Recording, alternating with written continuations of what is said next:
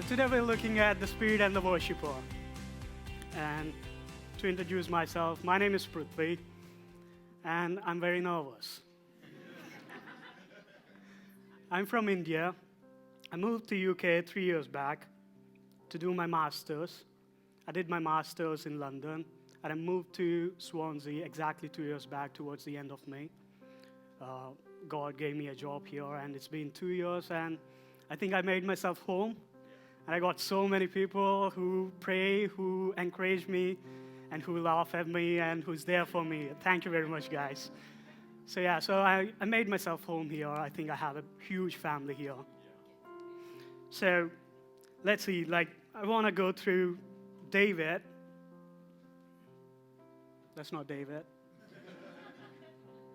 So David. So we see the story of David recorded in Bible from 1 Samuel chapter 16 to 1 Kings chapter 2. That's where his whole life was recorded in Bible. And not only his life was recorded in Bible, we see Psalm. He's a songwriter. He wrote so many Psalms. If you don't know Psalm is the chunkiest book in Bible. You got like 150 Psalms, more like chapters. And nearly half of them, 73 Psalms, were written by David. David is man after God's own heart, testified by God himself. And added to that, he's many things. He's a brave warrior, he's a skillful musician, he's a prophet, he's a songwriter, composer, and he's a dancer.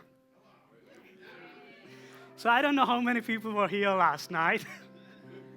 I've seen a cowboy, and he was brilliant. You probably know who that is. You were amazing last night, Nathan. And added to that, David is king of Israel, God's own choice. So I was wondering, I was reading all the chapters where his life was recorded, and I just wanted to see how he's doing in his life. So if you can plot a graph, because I'm an engineer, to see how he's going through the seasons of his life, it might probably look like that. He's doing really well sometimes, and he's doing pretty bad sometimes. He got his ups, he got his downs, just like we do. And that's the story of David from 1 Samuel 16 to 1 Kings 2. And if you look at the 73 Psalms he wrote, he was praising, he was mourning, he was crying, he's weeping, he's rejoicing, he's just pouring out his heart. And these are the Psalms he wrote throughout his entire life.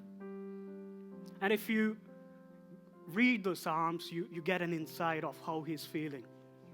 You get into his shoes, which is beautiful. Every time he cries, he ends up praising God towards the end. So let's see where David met Holy Spirit, or David was filled with the Holy Spirit, as we're learning from creation to Christ, looking at the Spirit of God. So right at the beginning of his life, as you can see there, Prophet Samuel was commanded by God to anoint David. And when Samuel did what God commanded, he was filled with the Spirit of God from that day forward towards the end of his days. And as he was filled with the Spirit of God, he moves in excellence. Everything he does, everything he's part of, he sees victory. And everything he lays his hands on, he becomes a master of it. And he became so famous and so good at it, playing the instruments, that he was the top of all over Israel. He was known for playing the harp. And that's what Spirit of God does. It equips us. So while David was doing his body breathing with Holy Spirit, while he's getting better in everything that he does, King Saul, during that time, he was tormented by an evil spirit. And the wise men who are in courts of King Saul has advised Saul, you know what you should do? You should get a man who is skillful in playing an instrument. And when he plays, You might get deliverance. Let's give it a try. So what Saul did was he made a list of all the musicians in Israel. And guess what? Whose name was on top of the list? David. And when David played the harp, shall we read this verse? Whenever the evil spirit from God was on Saul, David took a harp and played it with his hands, so Saul would be refreshed and be well, and the evil spirit would leave him. And that's what worship does. We get deliverance. I want to take a step back from David and see, what worship is. A few weeks back, we were learning about spirit-led worship. Simon was so kind, he put it in a formula which is so easy to remember. Does anybody remember that? No? Oh, come on, guys.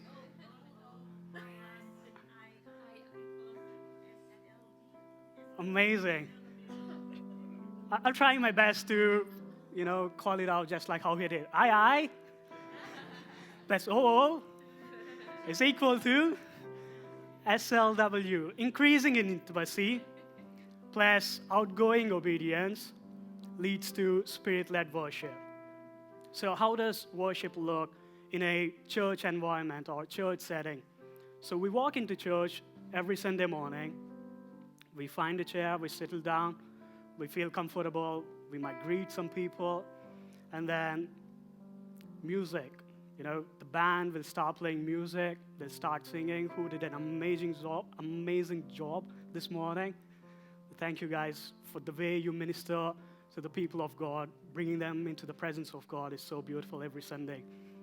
Yeah, so we get comfortable, and when they start playing music, when they start singing, what happens is you start focusing on God. Slowly you'll turn the volume down. The thoughts in your head, it's going to start fade away. The weariness in your heart is going to fade away. And you start focusing on God. And you see His glory. And you see His mighty, His greatness. And you can't hold yourself from worshiping Him. And that's how we worship, doesn't we? So I'm going to use the same formula. I plus OO leads to spirit-led worship. But I'm going to go backwards. There's something called reverse engineering. I'm going to make you guys engineers by end of this song. So invite the presence of God where you are. And if you know that God is there, acknowledge Him. Know that He is with you. And when you know that presence of God is with you, and you acknowledge that His presence, that His Spirit is with you, communicate with Him. Speak with Him. And listen to Him. And if possible, just listen to Him. Don't utter a word, because His Spirit has been here long enough than anybody is ever born here, before that. And His knowledge, His wisdom is so vast. And if you listen to Him, He's so smooth, He's so gentle, and He equips you in everything that you do. I personally use Him as a guide for anything, for cooking, because I love curries. And good curries. I've heard many stories. Thank you. Yeah, artworks, anything that I do, I use Him as my guide. He's the best teacher you can possibly ask. Yeah, so have the communication going. And as you do that, you're making a fellowship with God. You're speaking, you're listening to Him, you're getting to know Him. You build that fellowship with God. And as you're building that fellowship with God, you're making a bond with God. You're stepping into that intimate zone. And you know what God longs for? This fellowship, this bond. From beginning, this is what He longs for, that these people will look at me and they'll make a bond with me. And as a result of this, as a byproduct of this bond, comes worship. As you know Him, as you see Him, you can't hold yourself from praising Him. You can't hold yourself in doing everything knowing that God is seated on your throne. So worship, Simon has defined it so beautifully. Worthy ship, exalting God, placing God in our lives where He's worthy of. And not only by music, not only by singing, not only by writing songs, David worshiped God in many ways. So these are some of the ways we can see David worshiping God in a battlefield. By seeking His guidance, by obeying commands of God. So if you know the story, famous shepherd boy, David, and the giant Goliath, for 40 days, Israelites were in a battlefield, and what they're doing was they're facing their enemies, Philistines, and they're looking at this giant, Goliath, him mocking Israelites' God. And all Israelites' army was doing was they're getting ready every morning, taking turns, taking shifts, and holding their guard because they're scared of this giant who is built so strong, covered with an armor, and his weapons are so amazing. If you go down and see 1 Samuel, David will say, there's no other sword like Goliath's. So looking at all these, Israelites were scared. And they're just taking, the guard, that's it. They're not doing anything. And David happened to go there after 40 days, and he sees this giant mocking his God. As a result of him making that intimate bond with God, as he got the Spirit of God with him, when he started hearing Goliath mocking his God, he was burning with anger. He couldn't take it. And then he jumps into the battlefield and he starts singing.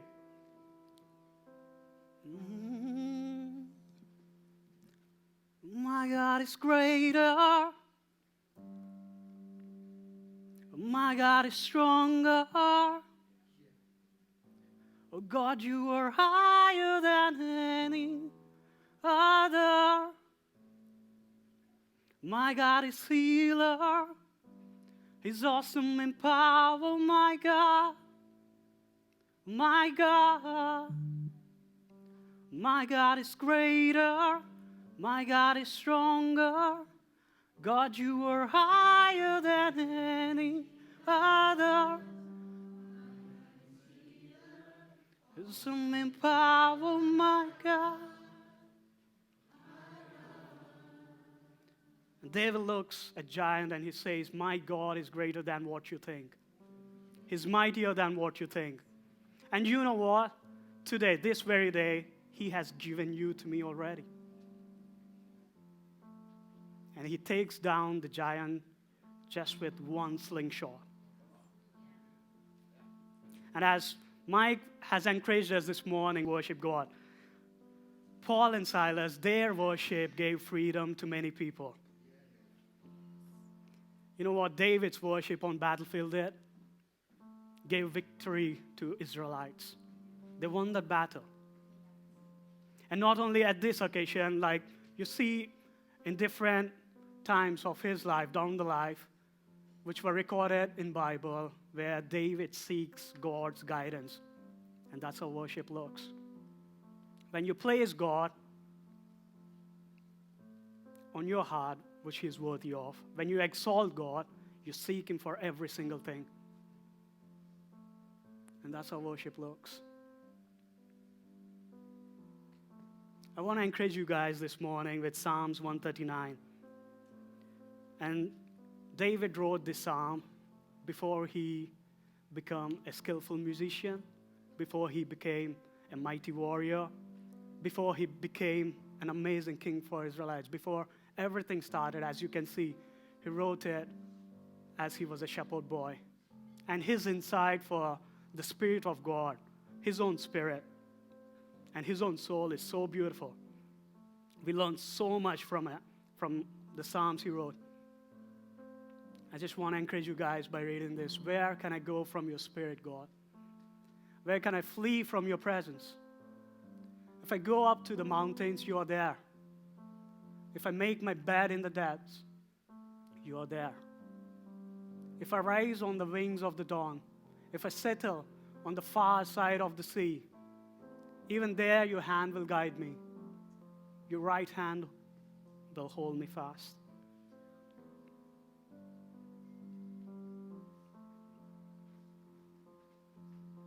For the Spirit of God is with us wherever we go. All we have to do is invite Him, make Him involved. While you're going to work, while you're going on a walk, if you're going to gym, or if you're just cooking like me, I like cooking a lot. So I do really ask God, Lord, let's do something special today. And He does guide you in everything you ask for. And have fellowship with Him. Have fellowship with Him. Have that communication going on.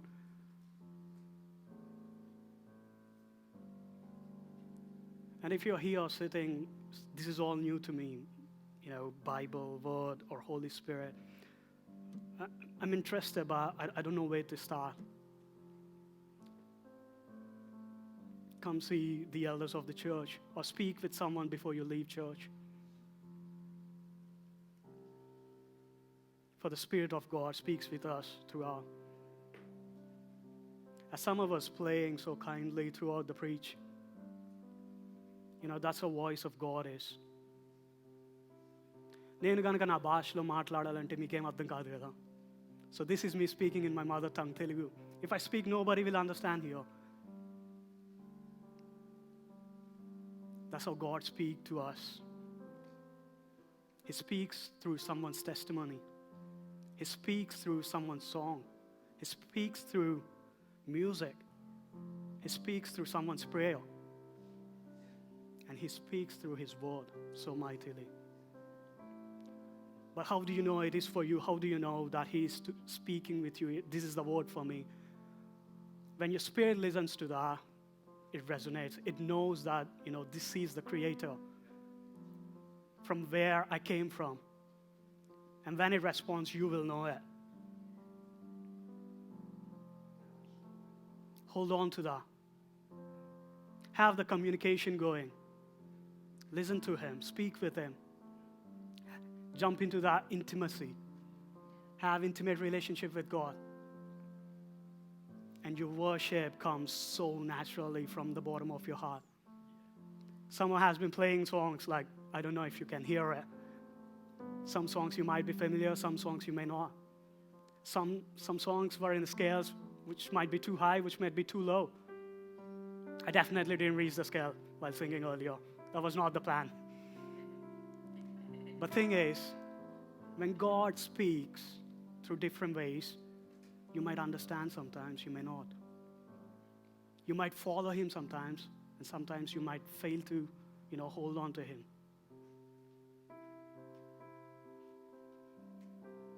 But keep listening, keep that bond with God.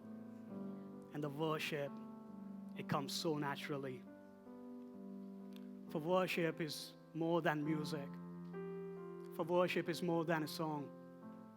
It's a lifestyle we choose to live in, exalting our God. If I have to make it personal, I was born and brought up in a pastor's family back in India. And because of the culture, because of the family I was born in, I was expected to behave, speak, move in certain manner. More like untold, rules which I have to follow.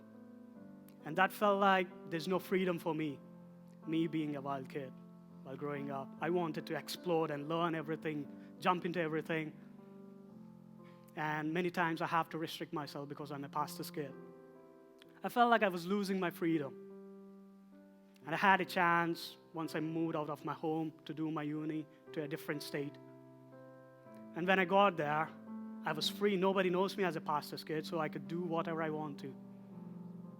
I had my freedom, what I thought it was a freedom. And I explored whatever I wanted to. I failed so miserably. And God was so patient right behind me. The moment I turned towards Him, He was there for me. And when I turned, music played a huge role for me to get back. And then singing songs, it played a huge role. And then all this comes from word. And once I got that hunger to word, once I started learning him from his word, it helped me to hold on to him, jump into that intimacy. And what I thought was freedom earlier was not freedom. When I worship, that's where I find my freedom. And many of us, we find deliverance there. If I call out the testimonies, worship does so many things. Because of the Spirit of God is with you, His presence is with you. I want to encourage you guys this morning, don't just limit Him to the church. Don't just limit Him for the 2 hours or an hour which you're spending every day with Him. Take Him everywhere. Know that His Spirit is not bound to the church or to your room in the corner. His Spirit is vast. His Spirit is everywhere. And He is with you wherever you go. And you know what? You can worship Him in everything that you do, not just by music or songs. Everything you do, just know that He is seated on your throne of heart.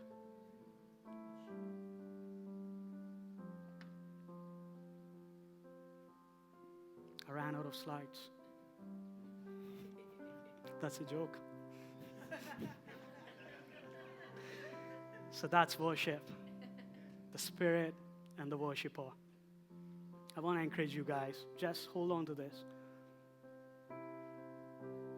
Have the communication with God going, get into that bond, make the bond, and the worship, it comes naturally.